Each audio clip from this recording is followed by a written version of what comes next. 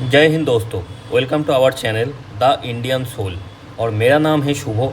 और आज हम लोग ये जानने की कोशिश करेंगे कि जो ऑपरेशन सिंदूर जो इंडियन आर्मी और इंडियन एयरफोर्स के हिसाब से एकदम परफेक्टली चल रहा था, जिसमें हर दिन हमारी आर्म फोर्स की जीत हो रही थी, तो उस ऑपरेशन को अचानक से सीज फायर क्यों किया गया, इसके पीछे जो सारे कारण हैं उसको हम एक एक करके समझने की कोशिश करेंगे।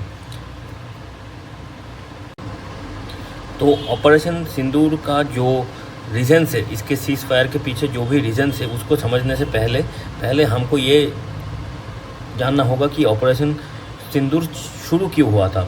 जो 22 अप्रैल 2025 को कश्मीर के अंदर पहलगांव में जो बैशरन वैली है, उसके अंदर जो 26 हिंदू टूरिस्ट लोगों को पाकिस्तान स्पॉन्सर्ड टेररिस्ट अटैक के द्वारा मार दिया गया था, उसी का बदला लेने के लिए ये ऑपरेशन लॉन्च किया गया था। पाकिस्तान के अंदर जो टेररिस्ट बैठे हुए हैं और उसको सपोर्ट करने के लिए जो उसके पीछे जो पाकिस्तान आर्मी है, उनके खिलाफ ये ऑपरेशन लॉन्च किया गया था।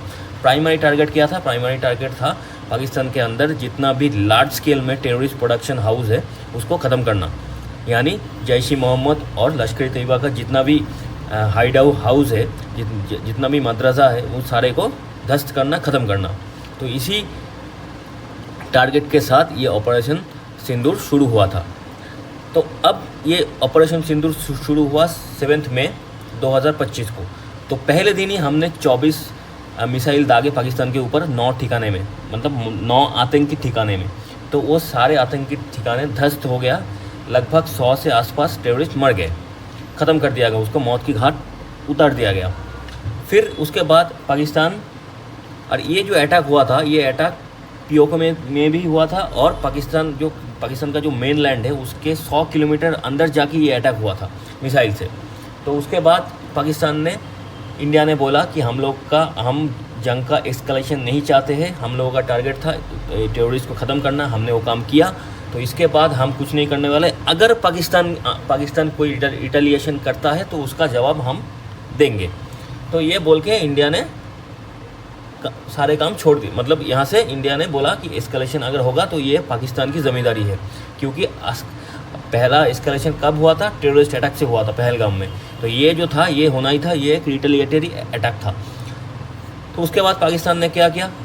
पाकिस्तान ने फिर अपने ज़मीन से ड्रोन और कुछ यूएवी, मतलब अनमैन्ड एरियल व्हीकल से विस्फोट उसमें बांध के इंडिया के अंदर भेजा। लेकिन इंडिया का जो एयर डिफेंस सिस्टम है वो इतना एडवांस है कि पाकिस्तान का एक भी ड्रोन, एक भी हथियार, एक भी फाइटर एयरक्राफ्ट इंडिया के अंदर आ नहीं पाया, और उसका एक भी ड्रोन, एक भी विस्फोट इंडिया का जो मिट्टी है उसको स्पर्श नहीं कर पाया, वो हवा में ख़त्म हो गया।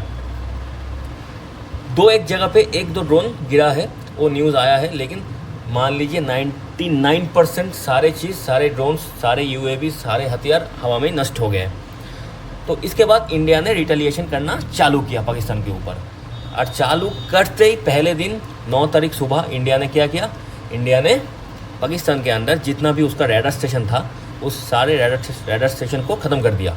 रडार स्टेशन मतलब पाकिस्तान बॉर्डर के अंदर अगर बाहर से कोई भी चीज़ आता है उसको पकड़ने के लिए रडार उसको पकड़ता है और स्क्रीन में शो करता है कि ये बाहर के फाइटर जेट, या तो बाहर के ड्रोन, या तो बाहर के मिसाइल पाकिस्तान का जो एयर स्पेस है उसमें आ चुका है। तो ये चीज़ इसको देखने के लिए जो रडार सिस्टम चाहिए होता है, तो ये रडार सिस्टम पाकिस्तान के अंदर जितना भी था, इंडिया ने 9 तारीख सुबह को ख़त्म कर दिए। फिर 9 तारीख रात से और 10 तारीख अर्ली रात, मतलब 9 तारीख रात 11-12 से चालू हुआ, फिर 10 तारीख की रात में पहुंच गया। तो ये 9 और 10 तारीख को इंडिया ने क्या किया?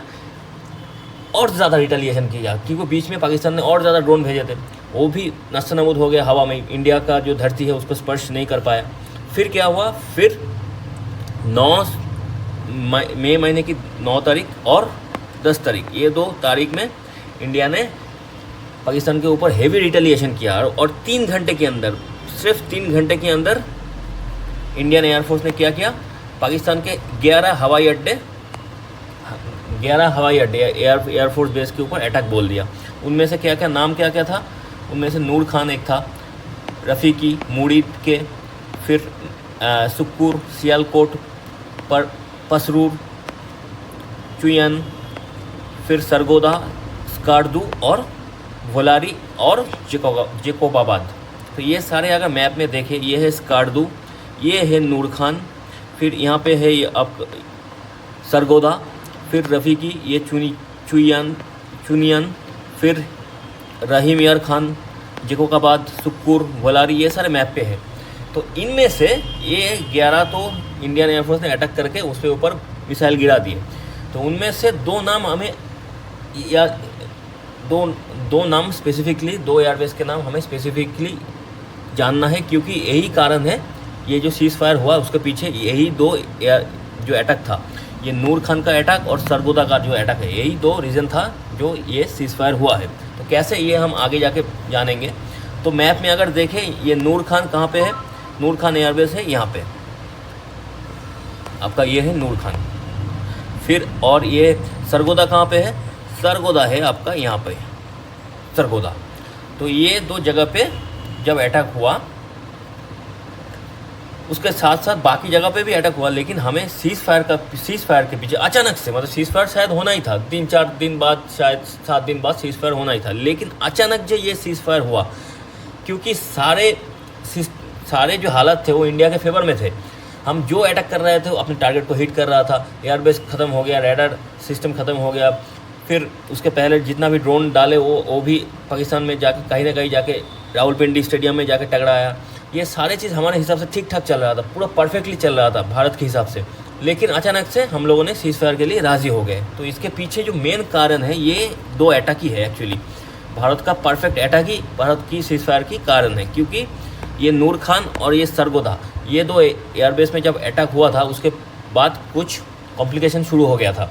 मतलब क्या प्रॉब्लम हुआ था, ये सारी चीज़ हम अगले वाले स्लाइड में देखेंगे। तो सबसे पहले हम नूर खान का जो अटैक है इसको देखते हैं। नूर खान एयरबेस का जो अटैक, जो जिसका मैप में अगर देखें, ये है नूर खान। तो नूर खान का अटैक वो रावलपिंडी के ठीक पास ही है, रावलपिंडी में है। तो उसमें एक तो था, उसमें मेजर पाकिस्तान एयरफोर्स का स्टेशन तो वो था ही, उसके साथ ही एयरफोर्स स्टेशन के साथ भी एक और चीज़ वहाँ पे स्टोर होता था। वो क्या था, स्ट्रेटेजिक फोर्सेस डिवीज़न वहाँ पे रहता था।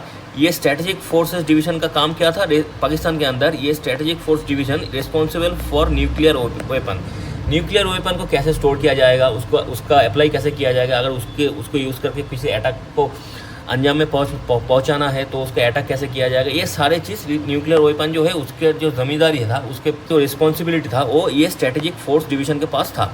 यानी ये जो नूर खान एयरबेस है, इसमें अगर स्ट्रेटेजिक फोर्स का डिवीज़न है तो इसके मतलब यहाँ पे न्यूक्लियर वेपन भी, उसका जो वारहेड भी है वो भी स्टोर करके रखा जाता था। तो अब जब कुछ रिपोर्ट ने ये क्या बोला, रिपोर्ट के दौरान ये जाना गया कि जब IAF इंडियन एयरफोर्स ने वहाँ पे मिसाइल गिराए, तो तब जाके नूर खान में जहाँ पे न्यूक्लियर सेंटर था, एक तो न्यूक्लियर कमांड सेंटर था, वहाँ पे बम गिरे, और बाकी जहाँ पे स्टोरेज था न्यूक्लियर वेपन का, उस स्टोरेज में उस स्टोरेज के आसपास ये मिसाइल गिरा, तो उस स्टोरेज में थोड़ा सा डैमेज हुआ। उस डैमेज के चलते हुए वहाँ से रेडिएशन लीकेज होना चालू हो गया। देखिए रेडिएशन लीकेज वर्ड को समझना है। एक हो गया न्यूक्लियर जो बम होता है, वो डेटोनेट होने के बाद एक न्यूक्लियर एक्सप्लोजन होता है, लेकिन डेटोनेशन ऐसे नहीं होता। अगर किसी न्यूक्लियर उसका डेटोनेशन का जो सिस्टम है, वो अंदर एक ब्लास्ट होता है, जो बम का शेल है उसके अंदर एक ब्लास्ट होता है, कन्वेंशनल जो ब्लास्ट होता है एक्सप्लोसिव से, वो ब्लास्ट होने के बाद अंदर एक चेन रिएक्शन शुरू होता है एटम का, फिर जाके वो ब्लास्ट होता है। यहाँ पे ब्लास्ट की बात नहीं हुआ है, यहाँ पे रेडिएशन लीकेज, यानी जो रेडिएशन मटेरियल बम के अंदर है वो थोड़ा थोड़ा करके जब डैमेज होने के बाद, बम का जो शेल है या तो कुछ और है, तो डैमेज होने के बाद थोड़ा थोड़ा करके निकलने लगा। इससे एकदम में ब्लास्ट नहीं होगा, लोग एकदम में नहीं मरेंगे, लेकिन इसका लीकेज अगर ज़्यादा हो गया, एयर ज़्यादा पोल्यूटेड हो गया, तो रेडिएशन का जो बैड इफेक्ट है वो आसपास के लोगों के अंदर आने लगेंगे। तो इसको ये रिपोर्ट आया कि जब इंडियन एयरफोर्स ने नूर खान हवाई अड्डे में जब अटैक किया, उसमें जब मिसाइल गिराया, तब जब वहाँ का जो न्यूक्लियर कमांड सेंटर था वो भी डैमेज हुआ, और उसके साथ जो न्यूक्लियर स्टोरेज सिस्टम था वो भी थोड़ा सा डैमेज हुआ। उसके चलते हुए थोड़ा सा रेडिएशन लीकेज होना चालू हो गया। ये हुआ नूर खान में, ठीक है। ये अगर हम फोटो में देखें, ये ब्लास्ट हुआ था, पहला मिसाइल गिरा, फिर दूसरा मिसाइल गिरा, तो 2 ब्लास्ट हुआ था। फिर ये था टारगेट एरिया फर्स्ट। अगर हम सेटेलाइट व्यू में देखें तो पहले ये टारगेट एरिया इतना अच्छा था, देखिए कितना परफेक्टली था, उसके बाद डैमेज हो गया पूरा। तो ये नूर खान एयरबेस का हालत है अभी का। तो देखिए एयरपोर्ट में प्लेन भी रहता है, तो जब भी देखिए हमेशा प्लेन के ऊपर हम लोग अटैक नहीं करते। देखिए सेटेलाइट पिक्चर में दिखाई दे रहा है कि प्लेन खड़ा हुआ है, तो बम तो प्लेन के ऊपर भी मार सकते हैं, लेकिन हम हमेशा एयरफोर्स ऐसी जगह पे बम मारता है, मिसाइल फेंकता है कि उसका प्लेन तो ऐसा नहीं, प्लेन तो उड़ तो सकता है, लेकिन अगर प्लेन को जंग में जानी हो तो एक सेंट्रल कमांड सेंटर लगता है जहाँ से हर एक प्लेन को कंट्रोल किया जाता है। तो इंडियन एयरफोर्स ने किया उसी कमांड सेंटर को ही उड़ा दिया कि प्लेन अगर आसमान में उड़े भी उसका कमांड ना आ पाए धरती से। ठीक है, उसके साथ ग्राउंड में जो स्टाफ है उसका जो रिलेशन है, उसका जो कम्युनिकेशन है वो डिस्टर्ब हो जाए। तो इसीलिए ये हम इंडियन एयरफोर्स ने बम कहाँ गिरा है, कमांड सेंटर में गिरा है। उसके बाद उसके साथ ही न्यूक्लियर कमांड सेंटर में भी गिरा है यहाँ पे, और जो ये न्यूक्लियर स्टोरेज जहाँ पे था वहाँ से थोड़ा करके रेडिएशन लीकेज होना चालू हो गया। ये बहुत सारे रिपोर्ट ने ये चीज़ को सामने लाए, लेकिन ये चीज़ ना पाकिस्तान ने माना ना इंडियन एयरफोर्स ने भी माना, वो हम आगे जाके बात करेंगे। तो ये हो गया पहला इंसिडेंट। अब हम देखेंगे नूर खान के बाद सरगोदा एयरबेस अटैक। तो अब ये सरगोदा जो एयरबेस है यहाँ पे भी पाक एयरफोर्स का एक बड़ा बेस है, जहाँ पे F-16O जो जहाज़ है उनके पास वो यहाँ पे रहता है। और इससे थोड़ी दूर मतलब 10 से 20 किलोमीटर दूर में एक हिल्स है, किराना हिल्स। सरगोदा एयरबेस के ठीक 20 किलोमीटर के अंदर एक किराना हिल्स करके एक हिल्स है। बोला जाता है इस हिल के, बोला नहीं मतलब सैटेलाइट में दिखाई भी जाता है कि इस हिल में क्या है, इस हिल में एक underground advance nuclear technology laboratory है, अंडरग्राउंड लेबोरेटरी है, जहाँ पे पाकिस्तान ने क्या करता है, एडवांस न्यूक्लियर टेक्नोलॉजी के ऊपर रिसर्च करते हैं पाकिस्तान। ठीक है, तो यहाँ पे अब जब सरगोदा एयरबेस में इंडियन एयरफोर्स ने अटैक किया, वहाँ पे 3 मिसाइल दागे, तो उनमें से एक मिसाइल जाके गिरा यहाँ पे किराना हिल्स में, जो कि 10 से 20 किलोमीटर दूरी पे है, एक पहाड़ है। और अगर हम फोटो में देखें, ये है किराना हिल्स में जब बम गिरा था, ये धुआं उठा था। ये एक बम गिरा, 2 मिसाइल गिरे, यहाँ पे एक और मिसाइल गिरे। तो अगर मैप में देखें, ये है किराना हिल्स, ये है हिल्स, शेल टाइप का एक हिल्स है। यहाँ पे बोला जाता है कि इसके अंडरग्राउंड, क्योंकि बहुत सारे चीज़ देखिए, रेसिडेंट एडमिन भी है यहाँ पे, फिर bunkers, raider site, construction machinery, फिर हिल साइड स्टोरेज बंकर, ये सारे चीज़ के आसपास है। तो ये सारे इंफ्रास्ट्रक्चर वहाँ पे होता है जहाँ पे कुछ रिसर्च होता है या न्यूक्लियर टेक्नोलॉजी के ऊपर। तो माना जाता है कि किराना हिल्स के अंदर उसके अंडरग्राउंड में एक एडवांस न्यूक्लियर टेक्नोलॉजी लेबोरेटरी है पाकिस्तान का, जहाँ पे एडवांस न्यूक्लियर टेक्नोलॉजी को लेके रिसर्च होता है। तो IFS यानी इंडियन एयरफोर्स ने जब यहाँ पे स्ट्राइक किया, मिसाइल गिराया, तो यहाँ पे भी ये खबर आने लगी कि चांसेस ऑफ रेडिएशन लीकेज, यहाँ पे भी थोड़ा करके रेडिएशन लीकेज होना चालू हो गया। तो ये 2 जगह पे जब रेडिएशन लीकेज होना चालू हुआ, इसके बाद क्या हुआ, लेकिन ये जो चीज़ है, ये जो रेडिएशन लीकेज होने की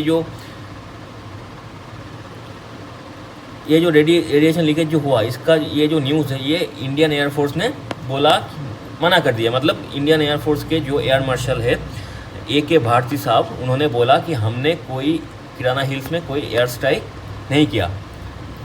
और उन्होंने जर्नलिस्ट ने ये पूछा कि बहुत सारे रिपोर्ट में ये आ रहा है कि किराना हिल्स के अंदर जो न्यूक्लियर फैसिलिटी है पाकिस्तान का, उसके ऊपर इंडियन एयरफोर्स ने स्ट्राइक किया। तब ये क्वेश्चन के आंसर में इन्होंने बोला कि उनको पता ही नहीं है, कि ये पहली बार वो सुन रहा है कि किराना हिल्स के अंदर पाकिस्तान का न्यूक्लियर फैसिलिटी है। हंस के उन्होंने ये जवाब दिया और बोला कि उन्होंने यानी उनके ब्रीफिंग के अनुसार इंडियन एयरफोर्स कभी भी इस पहाड़ के ऊपर अटैक नहीं किया। इन्होंने वो हंसते हुए ये एक छोटा सा स्माइल देके उन्होंने प्यार से ये बोल दिया। देखिए यहाँ पे Indian air force, Pakistan air force India के अंदर एक भी एयरबेस को टच नहीं कर पाया, लेकिन उनके देश के अंदर जो खबर है, उनको जो देश के अंदर जो मीडिया है, उनमें ये बोल दिया कि हमने इंडियन एयरबेस के ऊपर दनादन अटैक किया, ये किए वो किए, बहुत कुछ किए।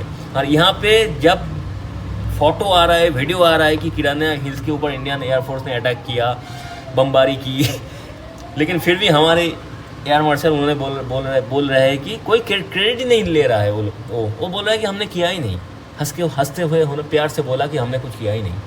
Social media, the Twitter is abuzz with the fact that we hit a site called Kirana Hills, which is supposed to be the nuclear storage facility. And there is a lot of rumors about Sargodha. There are foreign analysts who've mentioned that the Sargodha attack led to certain leaks. Is there a confirmation if we actually hit Kirana Hills, or we were careful of not to do any such thing?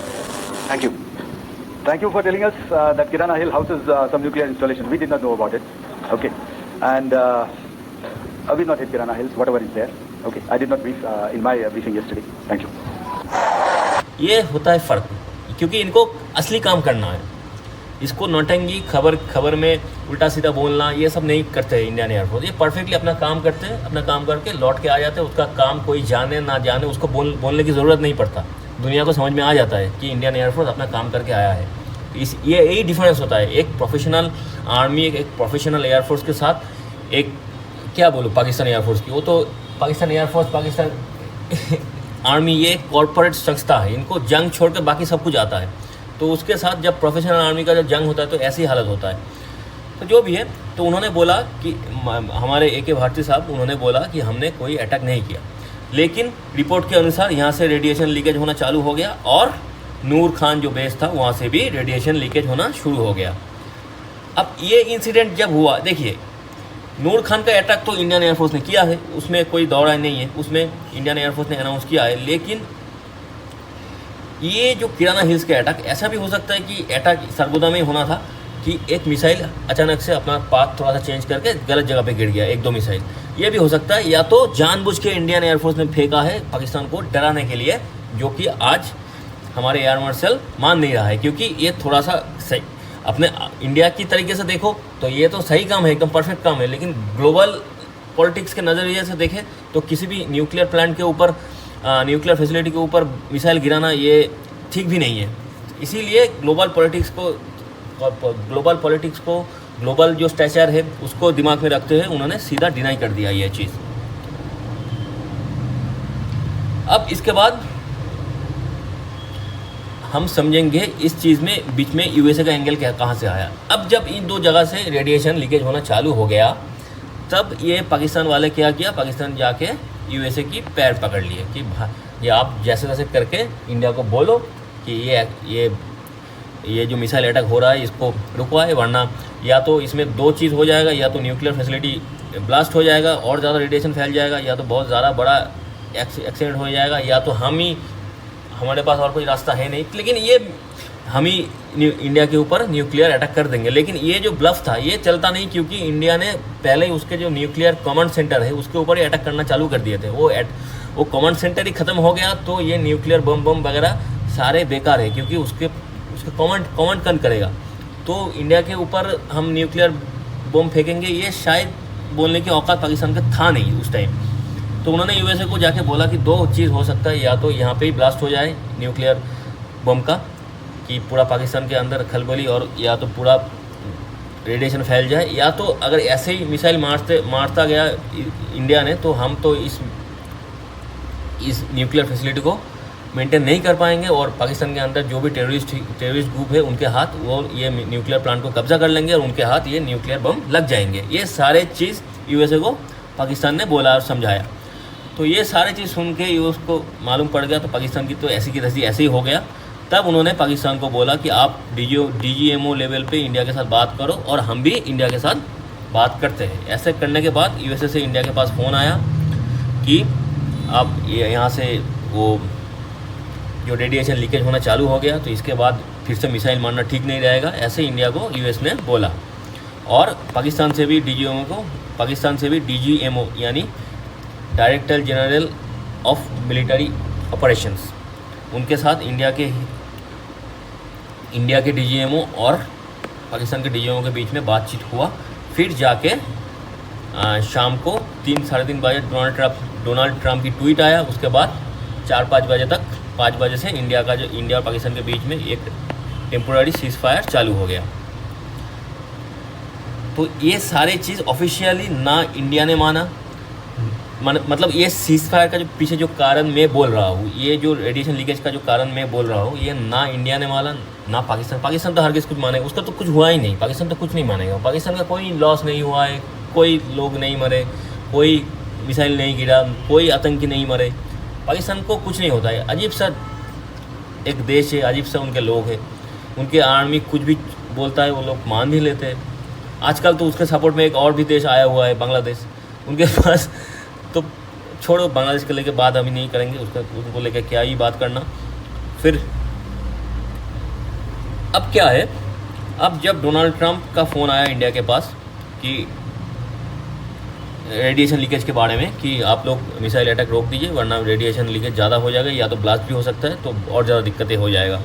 तो India हमेशा एक responsible country है global level पे, तो उन्होंने India भी अपना जो इस इंसिडेंट हुआ है इसका जो गंभीरता है इसको समझा और अपने तरीके से डोनाल्ड ट्रंप को बोला कि हम लोग सीज फायर करेंगे, और ऊपर से ये पाकिस्तान वाले भी यहाँ इंडियन DGM लेवल पे इंडिया से भीख मांगी सीज फायर की, तब जाके ये सीज फायर हुआ।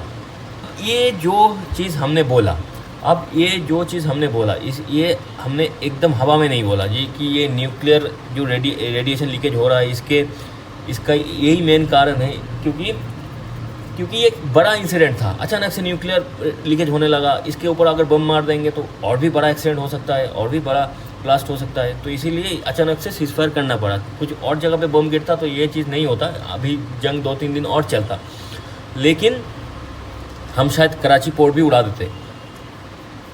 लेकिन ये अचानक से ये जो रेडिएशन लीकेज का न्यूज़ आया, तो इसके पीछे अभी लॉजिक देंगे, क्योंकि जब से ये 9 तारीख सीज फायर हुआ उसके बाद से एक US का जो एक प्लेन है जो B300 AMS, अगर फ़ोटो में देखें तो ये है वो प्लेन, तो ये प्लेन उसके अगले दिन मतलब 11 तारीख को पाकिस्तान के अंदर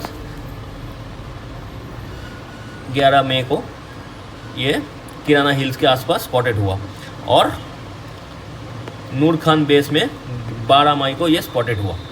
तो ये इस प्लेन को लेके हम बात क्यों कर रहे हैं, तो कोई भी प्लेन आ सकता है, लेकिन ये जो प्लेन है B350 AMS, इसका खासियत ये है, ये एक्चुअली कहीं पे अगर न्यूक्लियर फैसिलिटी में कुछ एक्सीडेंट हो जाता है या तो रेडिएशन फैल जाता है, तो उस रेडिएशन कितने लेवल पे फैला उसको मापने के लिए इस प्लेन के अंदर एक इंस्ट्रूमेंट बिठाया जाता है, तो उसी से इस प्लेन के अंदर से उस रेडिएशन कितना दूर तक फैला, कितने अमाउंट में फैला, उसको मेज़र करते हैं ये प्लेन।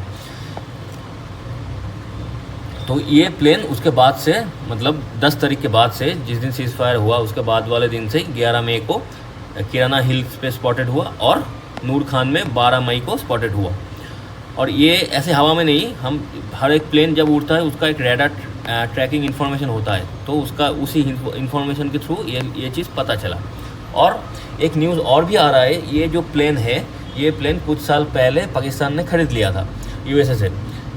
कुछ रिपोर्ट से ये भी आ रहा है कि तो पाकिस्तान इसको ऐसे ही उड़ा, अगर पाकिस्तान मान लेते ये पाकिस्तान खरीद भी लिया USA से, लेकिन इसका काम वही है जो मैं बोला। काम क्या है? रेडिएशन को मेज़र करना, कितना रेडिएशन लीकेज हो रहा है। तो अगर ये प्लेन, ये एयरक्राफ्ट USA यूज़ करे पाकिस्तान के अंदर और पाकिस्तान यूज़ करे पाकिस्तान के अंदर, उसका एक ही कारण है, कारण ये है रेडिएशन का जो लीकेज है उसको मेज़र करना कि कितना रेडिएशन लीकेज, मतलब कितना रेडिएशन फैला और उससे कितना क्षति, कितना हार्म आसपास के लोगों को पहुंच सकता है, इसको मेज़र करता है ये प्लेन। तो अब ये एक रीज़न हो गया जो चीज़ में हमने बोला उसके सपोर्ट में ये एक रीज़न हो गया कि ये जो प्लेन है B350 AMS ये पाकिस्तान के अंदर अभी यूज़ हो रहा है। दूसरा क्या, इजिप्ट डिफेंस एयरक्राफ्ट्स का एक कार्गो एयरक्राफ्ट वो बोरोन 10 लेके इजिप्ट से चाइना घूम के यहाँ पे मतलब ये पाकिस्तान के अंदर पहुँचा। तो बोरोन, देखिए इजिप्ट का डिफेंस एयरक्राफ्ट आया पाकिस्तान के अंदर, कोई दिक्कत नहीं, लेकिन वो लेके क्या आया? बोरोन 10। ये बोरोन 10 इजिप्ट में बोरोन बहुत ज़्यादा पाया जाता है, तो बोरोन 10 इजिप्ट से लेके आया ये जहाज़। तो बोरोन 10 ही क्यों लेके आया? अब ये बोरोन 10 का एक ख़ास बात है कि जब भी रेडिएशन लीकेज होता है तो ये बोरोन 10 और सैंड मिला के एब्जॉर्ब करने की काम में लगाया जाता है, उस रेडिएशन को एब्जॉर्ब करने के लिए। तो ये पाकिस्तान में लैंड हुआ। रडार इंफॉर्मेशन से हमको मालूम पड़ा कि 12 मई को ये पाकिस्तान के अंदर लैंड हुआ। ये सारे विमानों का जो ऐसे जो होता है आपका रडार इंफॉर्मेशन, तो ये लैंड हुआ। तो ये दो चीज़ देखने के बाद धीरे धीरे करके सीज़ फायर के पीछे जो इमीडिएट सीज़ फायर का जो कारण था वो समझ में आने लगा। क्योंकि अगर इसके बाद भी जब रेडिएशन लीकेज चालू हो गया, उसके बाद भी इंडियन एयरफोर्स बमबारी करता, यानी मिसाइल गिरा था, उसके बाद कुछ हेवी एक्सप्लोजन हो जाता, तो ग्लोबल लेवल पे इंडिया का जो स्टैचर है वो गिर जाता। तब लोग बोलना ये चालू कर देते कि इंडिया एक ज़मींदार, मतलब ग्लोबल लेवल पे अपनी ज़मींदारी, अपनी रिस्पॉन्सिबिलिटी को लेके उतना कंसर्न नहीं है, उतना सीरियस नहीं है। तब इंडियन गवर्नमेंट के ऊपर ग्लोबल लेवल से प्रेशर आता कि आप जानबूझ के जहाँ पे रेडिएशन लीकेज चालू हो गया वहाँ पे आप फिर से मिसाइल दागे, फिर इतना बड़ा ब्लास्ट करवा दिया, पाकिस्तान के अंदर लाखों लोग मर गए। उसका इफेक्ट आपके देश के अंदर भी आएगा, क्योंकि हवा जिस तरीके से पाकिस्तान से अभी के टाइम में हवा पाकिस्तान से इंडिया की तरफ बह रहा है, तो अगर वहाँ पे रेडिएशन फैला तो वो रेडिएशन धीरे धीरे करके इंडिया के पास भी आएगा। तो ऐसे करते हुए तो तब जाके ग्लोबल प्रेशर इंडिया के ऊपर आ जाता है। तो ऐसे भी इंडिया तो ऐसे ही है। देखो, इंडिया कभी भी इस जंग को एस्केलेट नहीं करना चाहता था।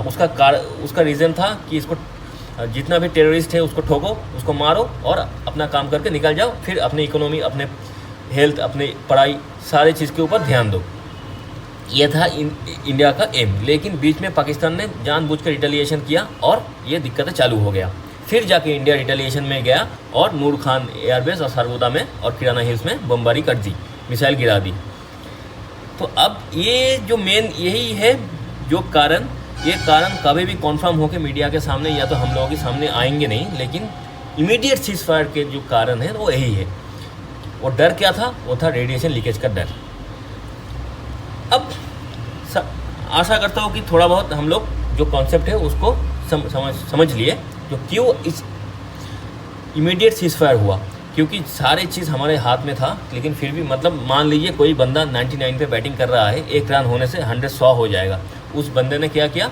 उस बंदे ने अपना इनिंग्स डिक्लेयर कर दिया। तो ऐसे ही कुछ इंडिया के साथ भी हुआ अभी इस जंग में। तो हम लोग सब कुछ हमारे हिसाब से था, हम जीतने ही वाले थे, पाकिस्तान के एकदम तोड़ने ही वाले थे, लेकिन ये रेडिएशन लीकेज का खतरा आ गया और हमें रुकना पड़ा, क्योंकि हम लोग एक रिस्पॉन्सिबल कंट्री है ग्लोबल लेवल पे। अब ये तो मेन कारण हो गया। और पीछे बैकग्राउंड के इंडिया के दिमाग में ये भी था, इंडिया कभी भी पहले से जंग करना नहीं चाहता था, क्योंकि जंग फुल स्केल वार मतलब आपका इकोनॉमी डैमेज होगा ही होगा। इकोनॉमी का जो ग्रोथ इंडिया के अंदर अभी हो रहा है तो ये डैमेज हो जाता। इससे अगर इकोनॉमी डैमेज होगा तो बाहर से जब एक देश जंग में झोंक जाता है तो उसके पास बाहर से इन्वेस्टमेंट नहीं आता है। कोई बाहर की देश, बाहर की बिजनेसमैन इंडिया के अंदर इन्वेस्ट करेगा नहीं। अगर इन्वेस्ट नहीं करेगा फिर से इकोनॉमी डाउन होगा। ऊपर से हथियार का खर्चा, मिसाइलों का खर्चा, कुछ मिलिट्री एसेट डैमेज होंगे, फिर से खरीदना पड़ेगा, उसका खर्चा, फिर लोगों की जान जाएगी। अगर जंग लार्ज स्केल में, फुल स्केल में हुआ तो ग्राउंड लेवल पे भी जंग होगी, तब जाके इंडियन आर्मी की बहुत सारे सोल्जर की भी शहीद होने का चांसेस है। क्यों? देखिए, हम पाकिस्तान जैसे नहीं है, हम अपने सोल्जरों को इज्जत करते हैं, उनको जितना प्रोटेक्शन दे सकते हैं, हम जितना जंग को दूर रख सकते हैं उतना हम सोचते हैं। और सिर्फ सोल्जरों की लॉसेस होगी ऐसा नहीं है, सिविलियन का भी लॉसेस होगा। उधर से शेल आके गिरेंगे। तो आज इस 2-3-4 दिन में ही हम देखें कि बहुत बिल्डिंग को डैमेज हुआ। जम्मू कश्मीर, पंजाब, ऐसे सारे जगह, अमृतसर, ये सारे जगह पे बहुत सारे बिल्डिंग डैमेज हुए, ज़्यादातर पूंछ एरिया में हुआ। तो ये सारे चीज़ देख के इंडिया कभी भी ऐसे ही जंग को नहीं चाहता था। वो ऐसे ही बाद में 2-3 दिन के अंदर हम लोग शायद खुद ही सीज़फायर बोल देते, क्योंकि हमें लॉस नहीं चाहिए। हमें जो करना था हमने कर लिया। पाकिस्तान को मैसेज भेजना था कि हम अगली बार करोगे तो घुस के मारेंगे, अब अगली बार और भी ज़ोर से मारेंगे। इस बार जितना मारा उसका 5 गुना मारेंगे, और जितना भी टेररिस्ट बचा कुचा था उसको हम ठोक के आ चुके हैं। 2-4 अभी बाकी है, उसको भी ठोकेंगे। तो ये था बैकग्राउंड कारण। वो जो मेन इमीडिएट कारण था वो तो था, हम लोग वो समझ लिए, रेडिएशन लीकेज। और बैकग्राउंड में जो रीज़न था इंडिया के थॉट के पीछे वो ये सारे था कि इकोनॉमी को डैमेज नहीं करवाना। इसीलिए हम लोग देखेंगे 4 दिन के अंदर पाकिस्तान के अंदर इमरजेंसी वार, ये सारे वर्ड यूज़ किया। लेकिन इंडियन गवर्नमेंट ने कभी भी वार, हम जंग में है, ये चीज़ कभी भी नहीं बोला। क्योंकि ये चीज़ बोलते ही, ये चीज़ अगर गवर्नमेंट से अनाउंस हो जाता है तब जाके इंडियन स्टॉक मार्केट के ऊपर ये सारे इफेक्ट आ जाएंगे। लेकिन इस 4 दिन में इंडियन स्टॉक मार्केट जैसे चल रहा था ऐसे ही चला, कुछ एबनॉर्मल कुछ नहीं हुआ। जो बिज़नेस चल रहा था भारत के अंदर वो ऐसे ही चला, इकोनॉमी के ऊपर कोई प्रेशर नहीं आया। लेकिन अगर हम जंग का वर्ड, इंडिया कोई किसी देश का गवर्नमेंट ये जंग, हम लोग जंग में है, ये लाइन बोल देते तो जाके ये इकोनॉमी के ऊपर इफेक्ट पड़ता। तो इसीलिए हम ऐसे भी जंग नहीं चाहते थे, क्योंकि हम लोगों की मेन टारगेट है, हम लोगों के पास एक फ्यूचर है, पाकिस्तान के पास कुछ नहीं है, वो ऐसे ही बर्बाद हो जाएंगे। ठीक है, हम लोगों के पास एक फ्यूचर है, उस फ्यूचर को हमें सिक्योर करनी है। हम लोगों की जो यंग जनरेशन है उनके पास काम देनी है, उनको बिज़नेस में आगे जानी है, रिसर्च साइंस ये सारे चीज़ को लेके हमें और भी डेवलप करनी है। तो ये सारे काम हम लोगों की बहुत इंपॉर्टेंट है, ये सारे चीज़ को लेके हम लोग आगे जाएंगे। इसीलिए हमने कभी भी वॉर में घुसने की कोशिश ही नहीं की है, हम लोग चाहते ही नहीं कि वॉर हो। ये सारे बैकग्राउंड रीज़न है। मेन रीज़न क्या है? Radiation leakage. तो और ये सारे जो लिस्ट है अभी जो हम देख रहे थे, ये पहले दिन जो हम लोगों का मेन जो टारगेट था, किल द टेररिस्ट, ये हम पहले अटैक में जो सरप्राइज अटैक था उसी में अचीव कर लिए थे। जो 9 जगह पे हमने मिसाइल मारे उसी में हम लोगों की ज़्यादातर अचीवमेंट हो गया था। मरकज सुबहान अल्लाह जो भावलपुर, ये जैश ई मोहम्मद जहाँ पे ये हाफिज़ सईद और मसूद अजहर का जो मेन जो बेस था, ये इसको उड़ा दिए, इसमें बहुत सारे टेररिस्ट मारा गया। फिर मरकज़ तैयबा, इसमें मसूद अजहर का फैमिली भी मारा गया। फिर मरकज़ तैयबा जो मुद्रिके में है, जो लश्कर तैयबा का जो हेडक्वार्टर था, जो 26/11 टेररिस्ट अटैक में लोग ट्रेंड करते, वहाँ पे ही ट्रेंड हुआ था, जितना टेररिस्ट आया था उसको उड़ा दिए। फिर सर्जल सियालकोट में इसको उड़ाए। फिर महमूना जोया सियालकोट, ये भी जो हिजबुल मुजाहिदीन का जो ट्रेनिंग कैंप था इसको उड़ा दिए। अब बस कोटली यहाँ पे भी इसको उड़ाया, ट्रेनिंग कैंप था सुइसाइड बॉम्बरों का। फिर लश्कर तैयबा का जो गुलपुर कोल्टी में था उसको भी उड़ाए। ऐसे करते हुए हम लोग सवाई नाला मुजफ्फराबाद, जो कि लश्कर तैयबा का एक ट्रेनिंग कैंप था जो 50 किलोमीटर अंदर था LOC थे, उसको उड़ा दिए, उसको ख़त्म कर दिया। ये जो भावलपुर का जो मेन था, ये मरकज सुबहान अल्लाह जो मदरसा था, ये 100 किलोमीटर अंदर था बॉर्डर से, मतलब मान लीजिए ये भावलपुर, तो उसको भी हम ख़त्म कर दिए। तो एक्चुअली हम लोगों का जो एम था वो पहला दिन ही अचीव हो गया था। तो बाद वाले 3 दिन जो हमने रिटेलिएशन में उसको पाकिस्तान की गर्दन जो मरोड़े, जो तोड़े, उसका जो स्पाइनल कॉर्ड उसको तोड़ दिए, इसका कारण यही था कि पाकिस्तान ने बेवजह रिटेलिएट किया। तो ये है जो इमीडिएट सीज़फायर जो हुआ, उसका कारण, मेन कारण रेडिएशन लीकेज था, और बाकी कारण इंडिया खुद ही लॉन्ग वॉर नहीं चाहते थे, क्योंकि हम लोग हमारा इकोनॉमी को नहीं डैमेज करना चाहते थे।